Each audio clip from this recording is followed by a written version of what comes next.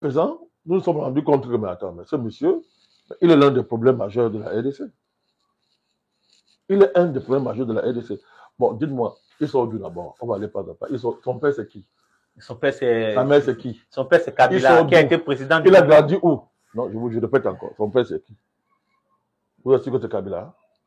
Officiellement, nous savons que son père, c'est Kabila. Il a grandi où? Voilà, officiellement. Mais vous êtes dit que tout montre que c'est pas vrai. Vous êtes en train de dresser le portrait de Joseph Kabila. On ne sait pas d'où il sort. Il a grandi où? Il sort d'où? Parce qu'il faut qu'on aille loin, tout à fait. Allez-y, monsieur le président. Voilà, parce que d'abord, il faut d'abord savoir ça. Parce que c'est important pour comprendre les positions qu'il a aujourd'hui. C'est même important, même pour revenir même sur la passation du pouvoir, la tendance là qu'il y a eu en RDC. Donc, ce qu'il dit, c'est un tyran. D'accord. Kagame est démocrate. C'est ça. Le M23, tous ces consorts, Kagame sont des démocrates. C'est ce qu'il dit qu'il tue depuis 30 ans. C'est ce qu'il dit qui a causé 20 millions de morts depuis 30 ans. C'est ce qu'il dit qui a tué près de 8 000 personnes en Goma. Si on pense à ce cas-là. Qui veut des enfants. C'est ce qu'il dit. Mais je ne sais pas si vous pouvez comprendre comment des gens peuvent inverser les faits avec une sérénité apparente. Les scandales que ces partisans répandent sur les réseaux sociaux, le scandale de mercenaires, oui, il y a eu un scandale. Il y a des sérieux problèmes de gouvernance en RDC.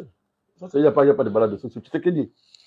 Mais, ok, lui là, il est mal placé pour donner des leçons. Il doit mieux que ses thèses, avec sa barbe là. Au lieu de parler pour dire des bêtises comme ça. Dan Getler, c'est qui? Dites-nous, monsieur le président. Dan Getler était son homme des mines. Ni Congolais, il était Congolais ni de père, ni de mère, machin. Dan Getler, c'était un Israélien. Faites des recherches sur lui. Donc, il reproche, lui, à Tshisekedi, ce qu'on lui a passé le temps à faire quand il était au pouvoir.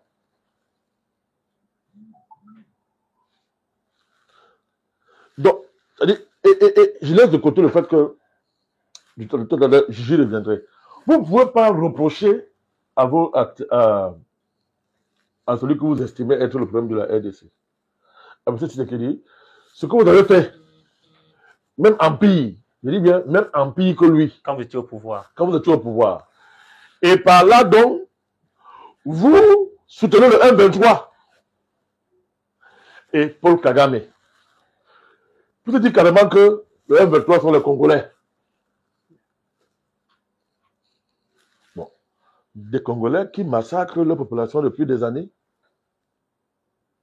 et qui, en un temps record, ont fait au moins 10 000 morts seulement pour entrer en Goma, etc.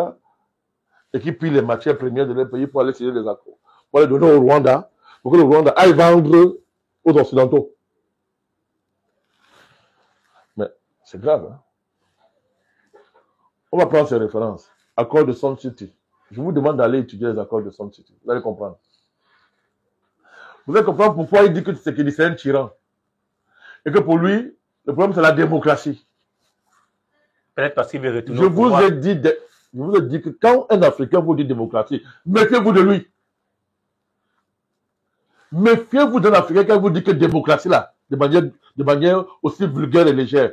Méfiez-vous de lui. Ce sont des dangereux. Que veut dire démocratie dans un pays qui est dans une telle situation d'abord? C'est qu'il parle de quelle démocratie?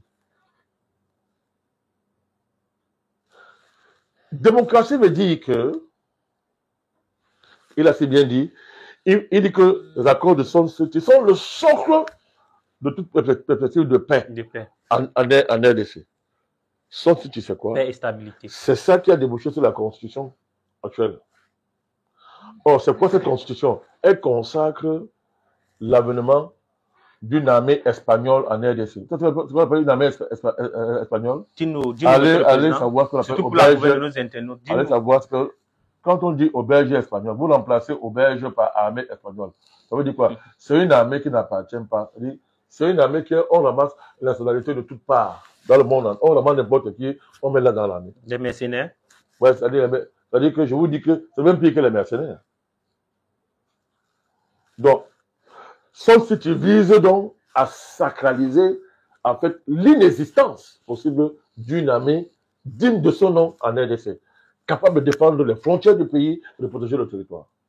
Donc, Sun City, c'est l'apologie et la consécration, n'est-ce pas, du projet de prédation internationale, du projet occidental des Grands Lacs, à savoir, à défaut de balkaniser la RDC, d'en faire un pays qui n'existe pas et qui n'appartient pas à ses populations. C'est de ça qu'il s'agit. Mais c'est ce qu'avait l'appel démocratie. C'est ce que lui, c'est ce qu'il a pratiqué durant son règne. Vous voyez ça? Vous voyez pourquoi on parle de démocratie?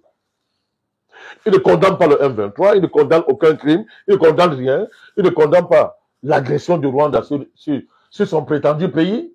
Il ne condamne rien, il dit que son problème, c'est Tshisekedi. Il s'est vraiment figé, il s'est vraiment focalisé sur le président Tshisekedi. Je laisse de côté le fait qu'il est propriétaire des milices lui-même, qu'il finance avec l'argent qu'il a volé quand il est au pouvoir. Mais c'est de ça qu'il s'agit.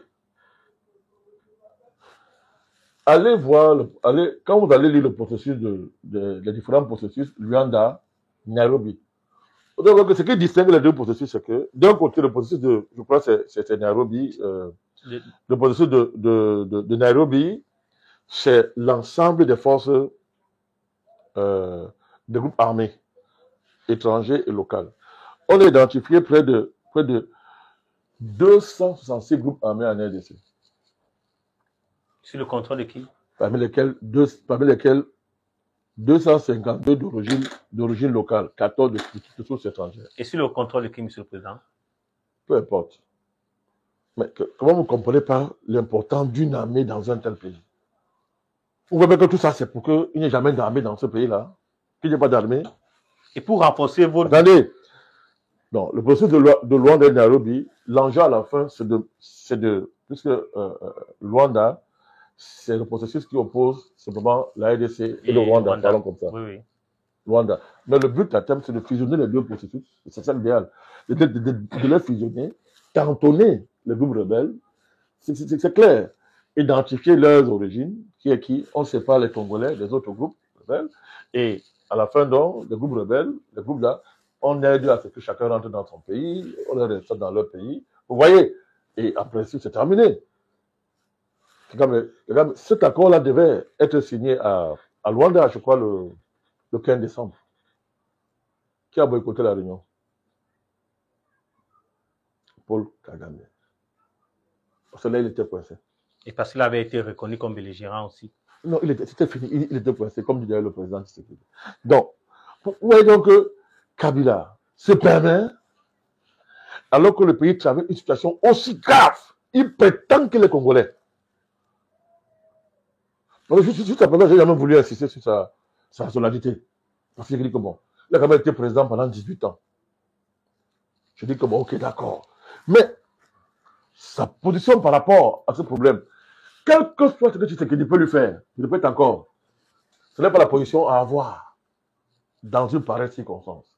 Et surtout, mobiliser de tels arguments aussi pauvres qui montrent qu'on a fait un traître et qu'il n'est pas congolais. Voilà la preuve qu'il n'est pas congolais.